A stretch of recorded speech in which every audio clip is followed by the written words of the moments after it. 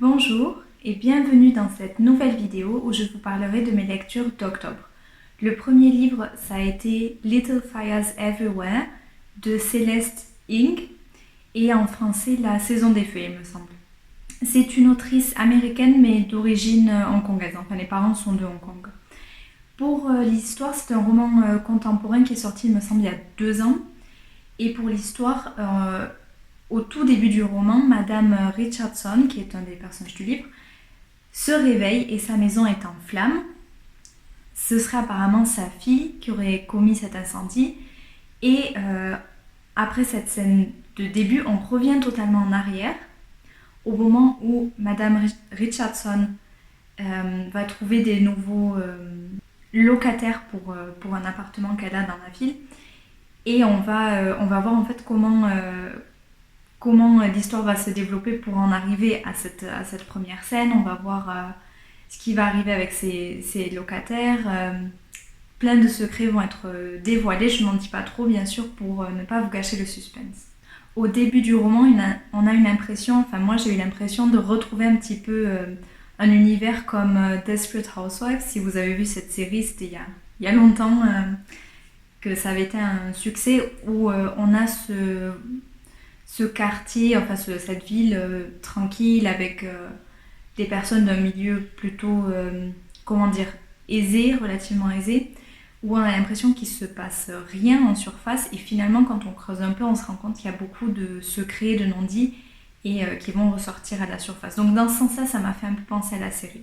Le livre aborde énormément de thématiques différentes comme le racisme, la question de la culture de naissance, de la culture de, je ne sais pas ce qu'on pourrait mettre en rapport entre les deux, la culture d'adoption, des questions comme ça, et elle aborde ça quand même avec pas mal d'humour, ce qui rend le tout quand même pas trop lourd. Le livre aborde aussi beaucoup des questions de relations familiales et surtout des questions de relations mère-fille que j'ai trouvé vraiment décrites avec beaucoup de talent, parce que c'est pas toujours facile, surtout dans les descriptions des personnages un peu plus jeunes. Je pense que c'est parfois un peu un piège et quelque chose qui n'est pas toujours réussi quand des auteurs adultes essaient de décrire des adolescents, mais là je trouvais que c'était vraiment bien réussi, c'était quelque chose de... Il y avait un côté psychologique intéressant, les personnages étaient bien développés, il y avait des thèmes d'actualité, des thèmes importants, mais quand même tout ça enveloppé quand même dans une intrigue qui nous prend quand même, on a vraiment envie de savoir ce qui va se passer, donc il y a un bon équilibre entre tous ces éléments-là, et c'est pour cette raison-là que je vous recommanderais le livre. Ensuite, alors normalement je sais que je parle des séries et des films à la fin, mais là j'ai vu qu'une seule série, et justement c'est la série adaptée de ce livre-là, une mini-série de 8 épisodes, qui est je crois sur Amazon, il me semble que j'ai regardé sur Amazon, et vraiment très très réussi, au point où vraiment je me demande si j'ai pas même aimé la série plus que le livre. Vraiment la série était particulièrement réussie. Franchement j'ai rien à dire parce que j'ai absolument tout apprécié, j'ai trouvé qu'il l'avait très très bien adapté. Et les changements qui ont été faits par rapport au livre avaient tous du sens pour moi. Ils apportaient vraiment tous quelque chose. Plus de contexte, plus de nuances à certains personnages, donc vraiment bravo pour cette série. Le deuxième livre que j'ai lu ce mois-ci, c'était Le tatouage et autres récits, donc c'est un recueil de nouvelles de Tanizaki, auteur japonais né en 1886. Cette nouvelle-là est parue en 1910, il me semble, et les deux autres nouvelles, c'était, alors il me semble que c'est Les jeunes garçons, et la dernière, c'est Le secret. Donc voilà, il y avait 3 nouvelles et les traductions, il y a plusieurs traductions qui ont été faites. La traduction de ces nouvelles-là, ça a été de Marc Mécréant et Cécile Sakai. Sakai, je ne sais pas. Tanizaki est un auteur, donc voyons, c'est un auteur quand même assez connu. Et non seulement connu pour son talent, mais aussi pour le fait qu'il a fait face à de la censure. J'ai été étonnée de voir qu'il a fait face à la censure un peu plus tard, peut-être parce qu'il n'était pas trop connu au début de sa carrière, mais il y a eu certaines thématiques dans ces nouvelles-là où je me suis dit, j'aurais pensé qu'à cette époque, 1910-1911 que ça aurait été un peu plus scandaleux comme thématique ce qu'il aborde. J'ai beaucoup apprécié le style, les descriptions sont très vivantes, il y a une forme de justesse dans le style de précision et je sais pas, vraiment j'ai beaucoup aimé le style. Et au niveau des nouvelles, alors le tatouage c'est la nouvelle dont j'attendais le plus et finalement je suis pas sûre que ce soit celle qui m'ait beaucoup marquée par rapport aux autres. Je pense que j'aurais aimé qu'elle soit un petit peu plus longue parce que j'ai eu l'impression qu'il me manquait encore de la matière pour vraiment pouvoir un peu avoir quelque chose à travailler. Mais bon, c'était bien quand même. La deuxième nouvelle m'a beaucoup marquée et j'ai trouvé que certains thèmes se retrouvaient dans plusieurs nouvelles et notamment sous des formes différentes bien évidemment, mais notamment tout ce qui était cette forme d'ambiguïté entre le paraître, le beau et ce qui est caché, ce qui est un peu plus laid, ce qui est un peu honteux peut-être. Donc c'est quelque chose que j'ai retrouvé dans les trois nouvelles mais sous des formes différentes, donc c'était vraiment intéressant. Et autre chose que j'ai trouvé très intéressant aussi, c'était de voir la femme comme art, mais pas elle comme œuvre d'art, mais plutôt comme le moyen par lequel on peut faire de l'art, comme un peu si vous voulez, si vous faites de la peinture, ça serait un peu la toile en fait. Donc c'était aussi quelque chose qui m'a interpellée. Je connais pas très bien Tanizaki, donc à voir si ce sont aussi des thématiques qui se retrouvent dans d'autres de ses nouvelles. Donc en soi je conseille, mais avant d'oublier, sachez que peut-être la deuxième nouvelle peut vous choquer.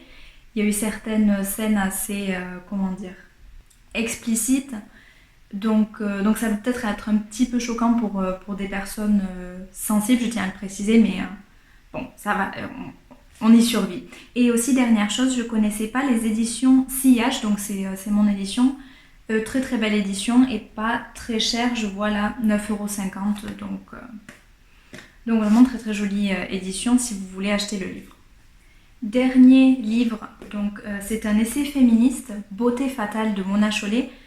Beauté fatale, les nouveaux visages d'une aliénation féminine.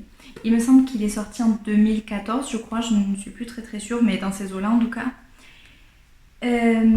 C'est un essai féministe sur les normes de beauté, notamment en Occident, et l'autrice essaie de nous démontrer ici pourquoi ces normes de beauté, qui sont considérées souvent comme une forme de libération, peuvent être plutôt une forme d'oppression.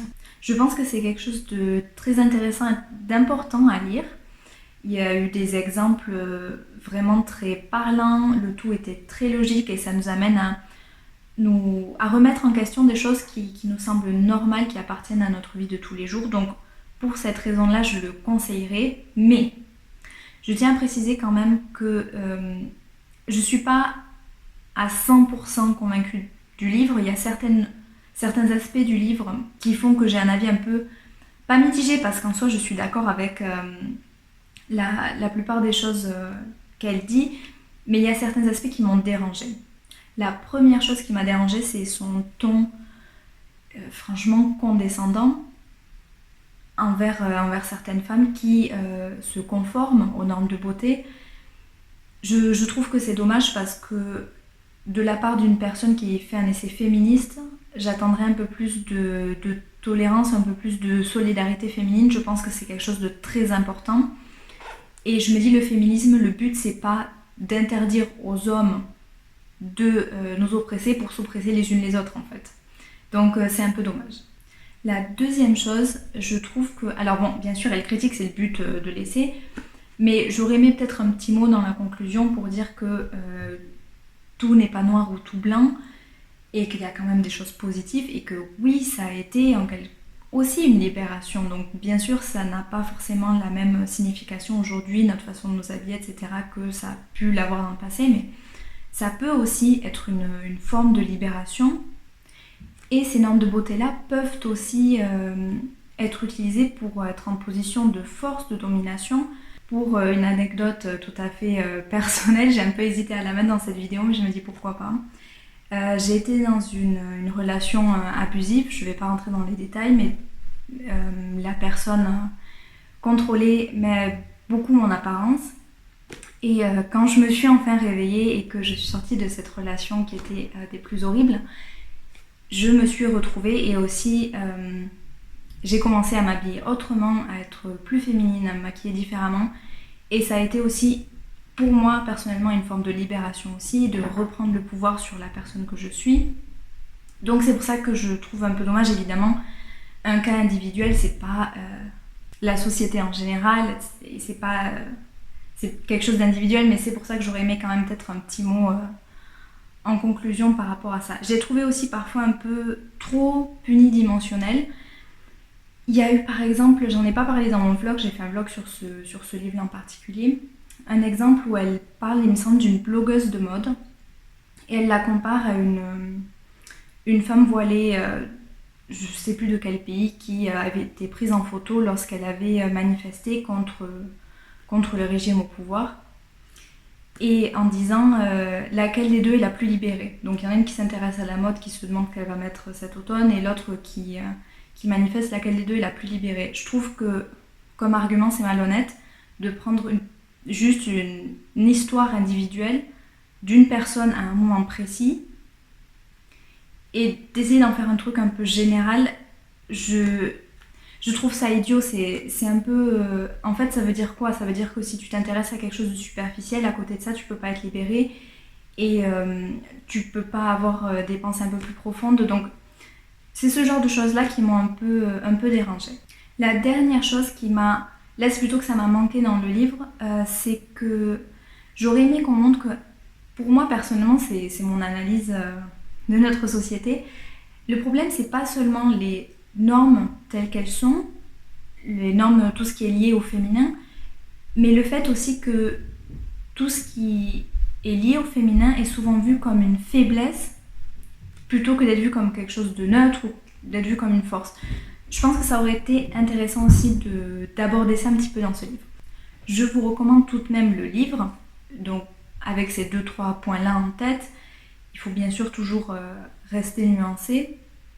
Mais voilà, malgré ces quelques points qui ont été un peu négatifs pour moi, je pense que c'est quand même une lecture à recommander, une lecture importante. Et il y a eu certains points qui sont vraiment d'actualité, qui sont vraiment importants, comme par exemple quelque chose qui m'a touchée personnellement, c'est la sexualisation des jeunes filles, j'ai l'impression que ça prend de plus en plus d'importance.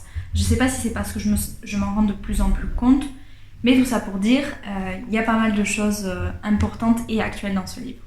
Dernière lecture de ce mois-ci, ça a été We Have Always Lived in the Castle.